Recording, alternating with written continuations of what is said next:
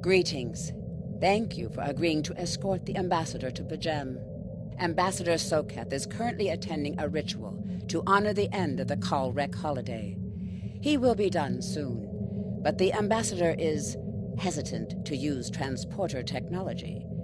His bias against the transporters is not logical, but I have come to accept it.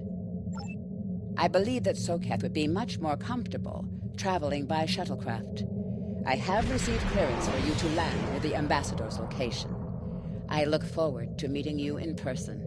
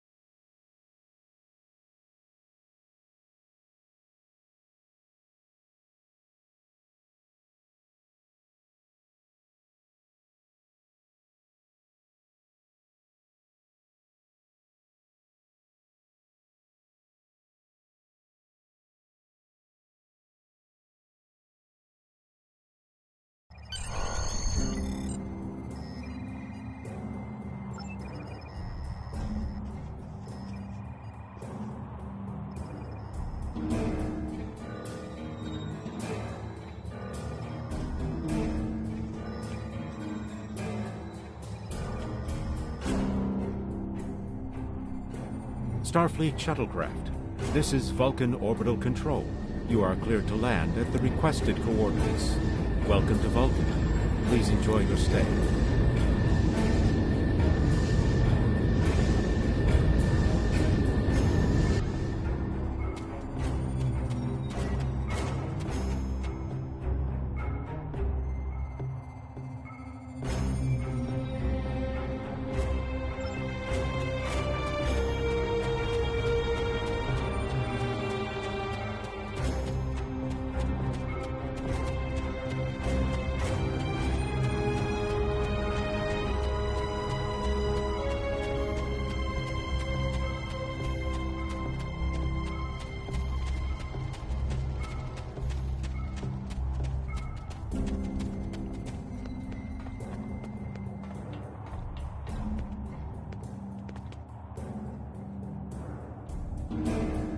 Captain, I regret to inform you that we have come to an impasse in completing your mission. Allow me to explain. As you know, P'Jem is sacred to the Vulcan people, and access to it is strictly prohibited. Ordinarily, this would not present any difficulty, but Savin, the leader of the order that maintains the monastery, has chosen this moment to illogically refuse to grant Ambassador Soketh permissions to meet with the abbot at P'Jem. This is most abnormal. The ambassador has considered going to the council to request that they overrule Savin, but the process will take time that he simply does not have. If the ambassador is unable to complete his journey to P'Jem now, he will have to delay it until after the trade conference at Coridan is complete, and that could take weeks. The ambassador, I'm afraid, has spent too much time off-world. I have seen it change him. His interactions with other species have grown easier over the years, but our own people have become more challenging for him to deal with. Perhaps you could speak to Savin. I know he has a great deal of respect for Starfleet, and you might have an easier time than he has in convincing him to grant the ambassador's request.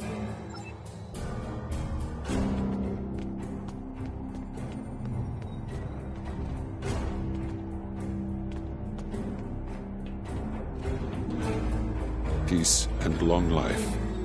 Do you seek knowledge of the ancestors? Soketh accuses me of abandoning logic, but he is the one refusing to explain his reasons for wanting to go to P'Jem. The planet is sacred. Our ancestors walked those paths. They found understanding and serenity in its quiet. When I am at P'Jem, I feel more at peace than any place else in the galaxy. P'Jem has been touched by outside influences in the past. The Federation is at war. Now more than any other time, we must protect this refuge. Do you seek knowledge of the ancestors?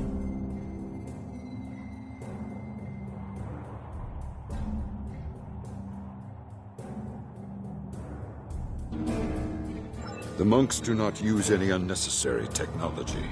Even replicators are not permitted on P'Jem. There is a communications array available to the monks for emergencies. Soketh's request does not qualify. Do you seek knowledge of the ancestors?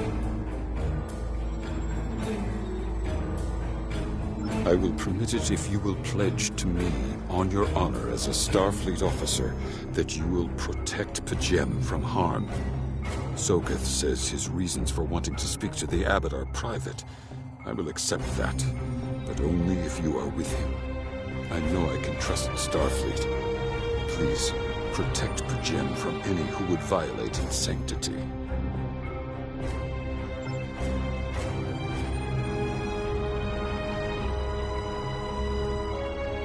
Welcome to Vulcan. Do you have any questions? Excellent. Our departure has been delayed long enough by the whims of one man. I am prepared for the journey and can leave immediately.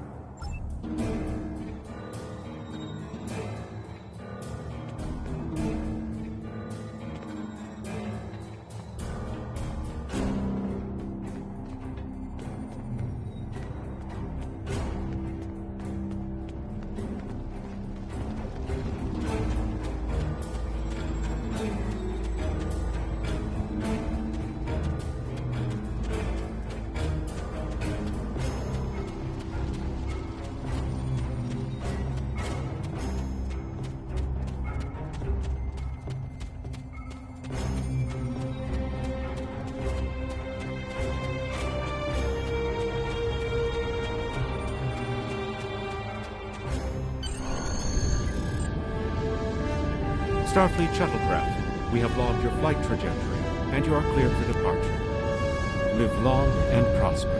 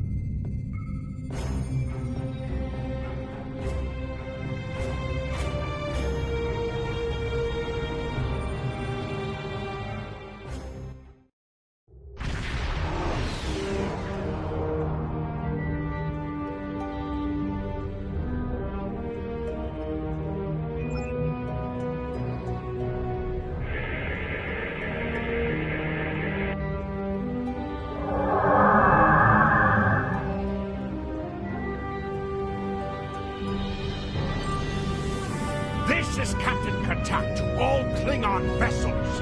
Target their warp drive. There will be no escaping our objectives this time.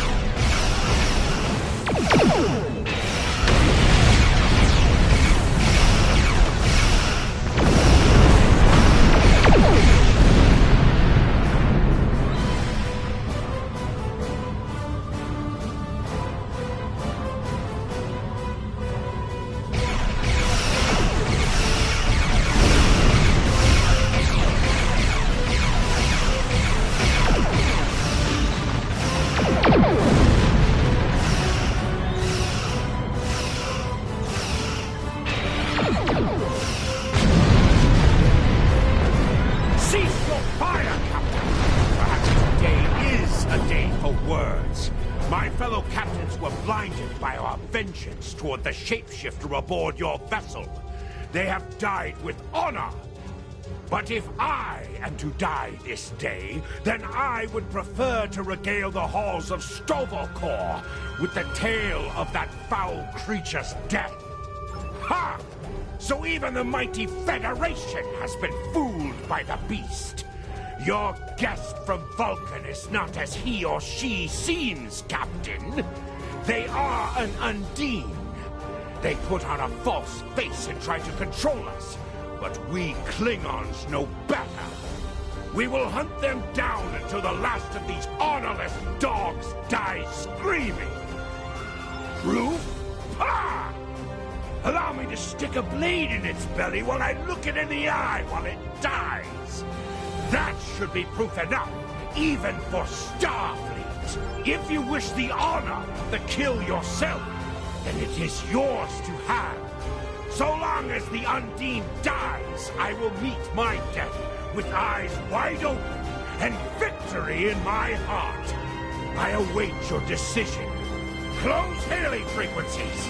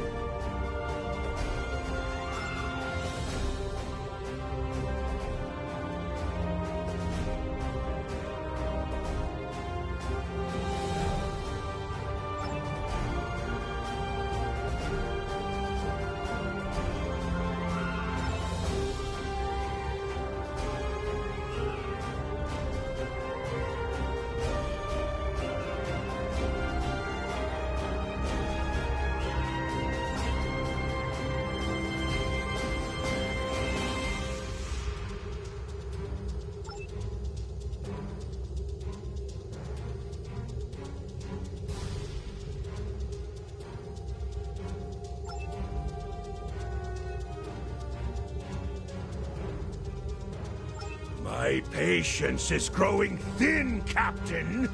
If you lack the stomach to slay the beast aboard your vessel, then any Klingon here would gladly do it for you.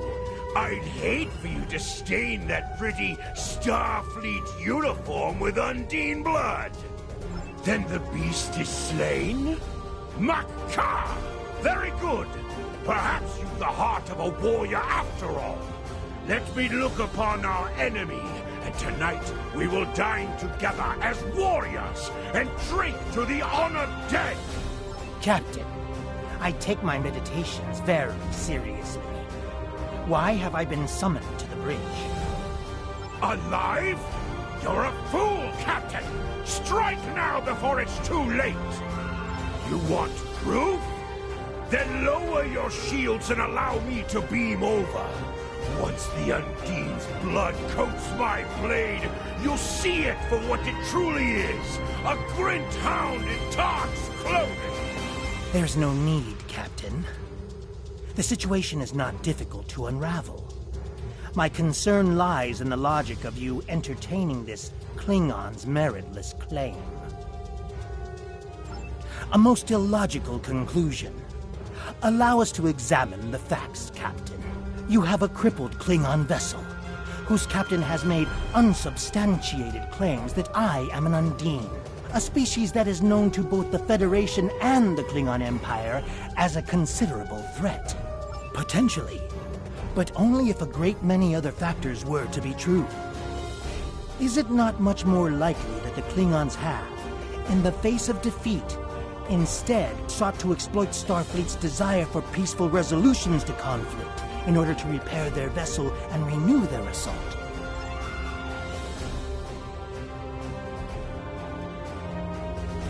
A true warrior strikes without mercy, Captain. I only hope to teach you this lesson personally before the Undine does.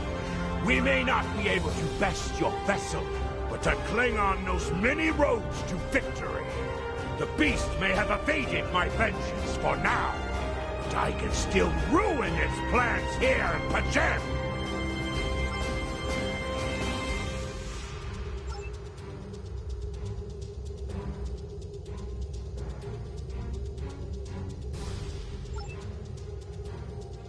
A wise precaution.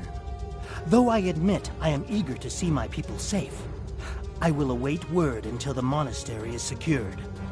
And Captain, let not my journey here be for naught.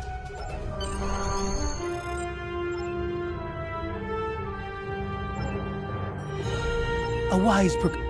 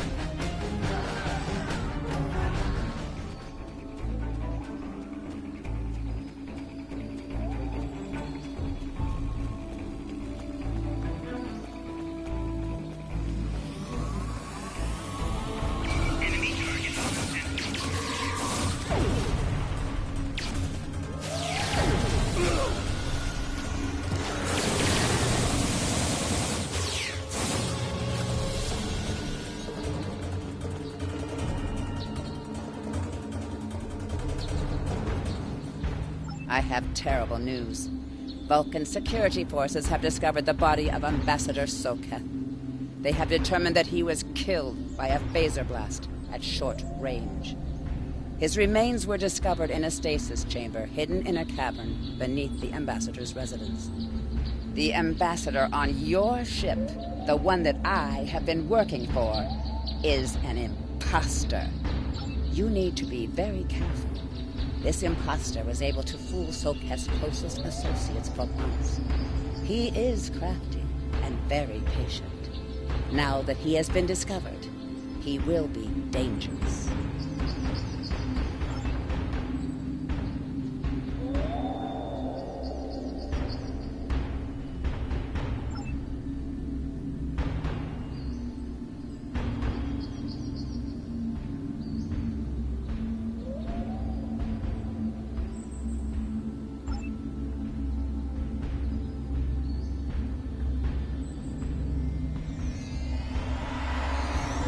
Such emotion on your face.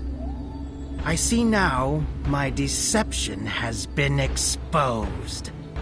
Pity. Capturing the abbot so we could replace him as well would have been beneficial. But we are strong. We will prevail. You are weak, and the weak shall perish.